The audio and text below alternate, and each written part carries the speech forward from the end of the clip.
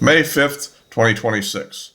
Well, I call this the Insurrectionist Democrats. I mean, let's look at this latest thing going on with Governor Hochul in New York, where she's trying to basically ban any kind of cooperation with ICE and essentially trying to become an extreme sanctuary state. And in my opinion, that is unconstitutional. It's a rebellion against the federal government, basically. And it looks to me like we need to start trying to make a court case that we can argue with ultimately the Supreme Court to basically see if we can kind of ban some of these actions, to say that they can't prevent anyone in the state from cooperating, such as local police departments, from cooperating with ICE. I guess another question would be, can the government compel them to do it? That's another issue. We're not saying that. We're saying, can they actually say to a local police department, you can't do it, when the federal government has a program of that part? I mean, maybe they could withhold state funding for that police department if they chose to do that, or something like that. But to actually say they can't do it purely seems to me to be a pure rebellion against the federal system. And so, sort of like their ancestors in the Confederacy, the sort of extreme states' rights separatism stuff. And so I think that we ought to pursue more litigation on that subject rather than some of the other topics we've been dealing with, like the whole thing with Comey. I might hit that one later, but essentially, this seems to me to be a line of attack that maybe we can strike down these laws. I think there's another one being passed in Connecticut, and I'm sure other California, whatever, other places have done this. It seems to me like we could make some progress on that level. So we'll see what actually happens there, but I think that is a line of attack that we ought to consider. If you like these videos, please give me a like, subscribe, and click the bell for notifications. And also you can follow me on Rumble as well. So anyhow, I think that is one thing to say. The other thing we have to look at with the Democrats also is to understand that they're basically deceivers and they're basically liars.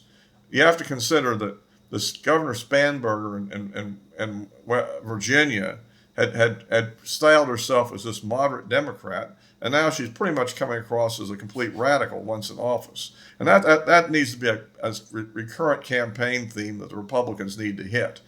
I mean, I tend to think the Republicans are being way too soft in their campaign rhetoric. And I know the recent, D.C. Correspondents' Dinner attack says everybody ought to back off, but I think they're not going to back off, so I don't think we should either, just to increase the security.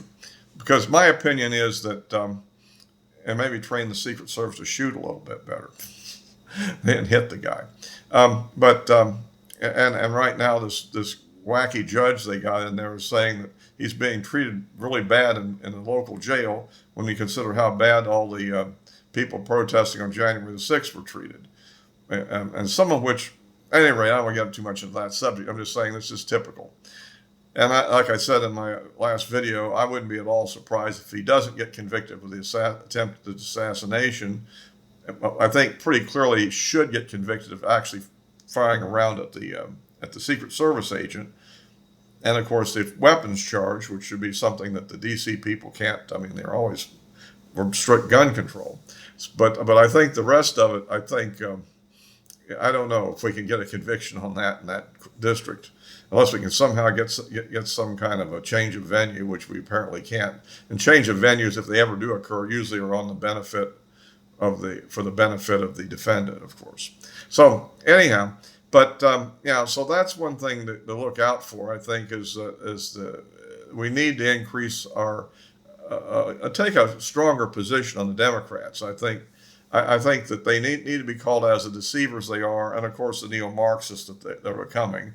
I mean, certainly some of their key candidates are really radical, and of course, and I've been seeing people saying negative things about Trump. I'm saying, compared to Bernie Sanders, I think Trump is pretty level-headed. Bernie Sanders is a crazy man, and I don't know why the idiots in Vermont keep electing that fool, but they do. So anyhow, That's the my thought on that one. Now, moving on to the latest developments in the Middle East and the Persian Gulf, or Strait of Hormuz, we've now announced a new what they call Operation Freedom, which is supposedly, and I guess its a plan is to try to start escorting the various tankers and other ships to have safe passage through the strait. I think a lot of people that really the number of mines that have actually been planted have probably been overstated. I haven't seen much evidence of a ship being hit with mines. I've seen ships hit with drones and missiles and being attacked with these speedboat teams, but I haven't really seen much in the way of mines. So I think that'll be an interesting to see how that progresses. I'm not 100% sure how it will progress, but it does look like using a variety of armed helicopters, the A-10s, and naval vessels may be able to provide a degree of safe passage. Another thought that occurs to me is why not put Marines on the ships that are going through there, particularly the super tankers and stuff, which we need to get through there. And that is that a small team of Marines, basically armed with probably a Stinger missile against any kind of incoming drone, and or something of that sort, I guess, and machine guns, of course, and maybe some other weapons that could be used to destroy the speedboats at a distance. I'm wondering if something like the Javelin anti-tank weapon, although the speedboat isn't a tank, but I think it might make a mincemeat out of one of those speedboats. But that sort of thing, you know, the experts would pick out the exact weapon set. But the point is, put a small team of Marines on there to prevent any kind of boarding and to basically destroy any of these boats if they get close. And that might be a fairly cheap way in terms of, rather than risking a multi-million-dollar aircraft being shot down with one of their shoulder-launched missiles, that the Marines would be relatively safe on the ship, I think, and they could just repel these boarders rather effectively. So that's a thought. I don't know. It's just, but at any rate, they are trying to escort them, and whatever tactics we end up using, that's good. If it works, we could maybe start getting ships coming out of there and get the oil back on the markets. And particularly, another key thing is the fertilizer. And maybe at this time, even that might be the real priority to get through is any fertilizers if they're available, because I'm not sure how much the fertilizer need for the spring planting season had already been shipped before the war broke out. I just saw I watched these Judge Napolitano things to get a different point of view, and boy, was that a different point of view. But I'm wondering, before the conflict actually broke out, I wonder how much of that for this year's planting season had gotten out already anyhow.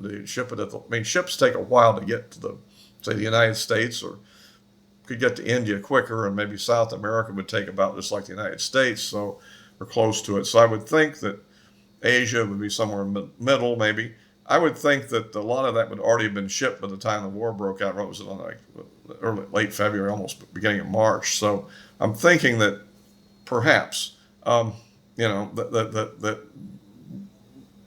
we can get through this year's season, perhaps. Although, there are other areas like aviation fuel. Airlines are being affected. Spirit Airline just went out of business. I understand that European airlines are going to be running out, and a lot of I guess European tourism is going to be pretty weak this year. So that's an aspect of this. But I think it's at least we're beginning to see if we can do that. Now, they did fire a couple of missiles at our ships, which apparently completely missed. I'm not even sure they were intercepted. It sounds like they just missed. But,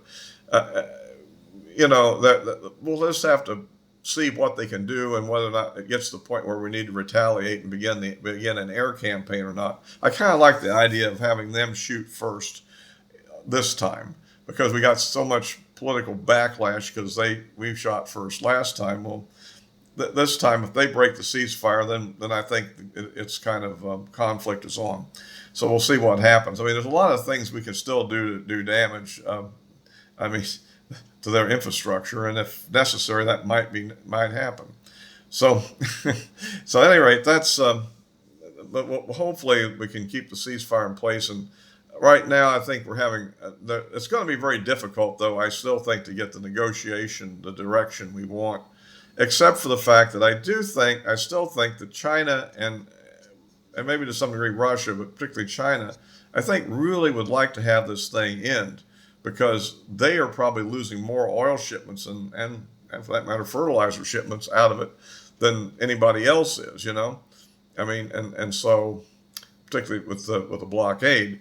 And so perhaps eventually China will get the idea to talk to them and try to convince them, you know, maybe I like the idea, you know, that Russia could maybe be the one to actually deal with the uranium hexafluoride issue.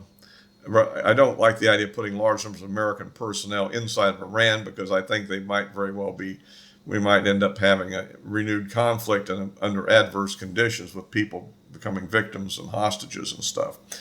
And that wouldn't be good. Where if the relationship with Russia would be different if it's agreed upon deal, and because I definitely don't trust these guys too much, you know. But anyhow, so that's the situation we're in, and we're still looking at the upcoming campaign and how that goes. I mean, I still see a distinction between the approval rating for Trump per se and the Democrat majority, and there's redistricting going on, I guess, which may be to our advantage if we can, you know, and I guess now that with this new Supreme Court decision, we can push it a lot further than we were able to do before, and maybe could come out on top on the redistricting. Which early on I was thinking it was hitting kind of a near parity, and we don't know whether or not the one in Virginia will stand up to court challenges or not either, because I don't know anything about the composition of the court or the laws there. And there's some special laws in Virginia that might get, you know, placed and might take effect, that might have an impact. So anyway, we'll just have to see what happens on all that, and of course, we're still waiting to see what happens on another topic I'm always into, is the UAP issue. It looks like that some of the congressmen have been getting classified briefings on the UAP issue that apparently are going maybe a little deeper than what we've seen previously. Now, I don't know whether they're getting information really from, as I call it, the program, or maybe the more I hear different people, maybe the programs, plural, because it looks like maybe they fragmented it over the last couple of decades.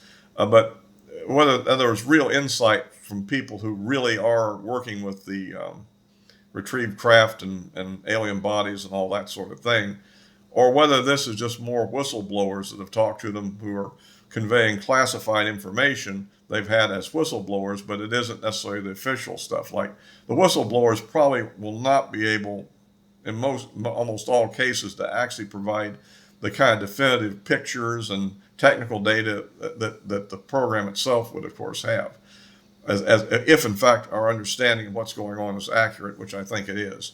So anyway, we'll have to see, you know, how that goes. I'm hoping that one of the developments, rumor has it that Tulsi Gabbard, Director of National Intelligence, and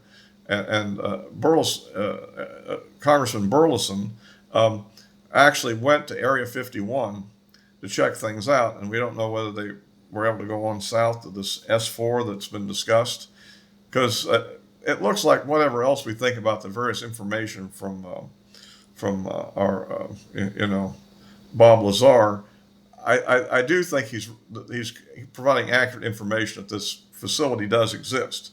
Now, whether or not the craft are still there after all these years, or they've been moved to other locations because the location's been compromised with his, you know, coming public and all many years ago in '89, you know, I don't know. That'll be interesting to see what they actually found out there. I mean,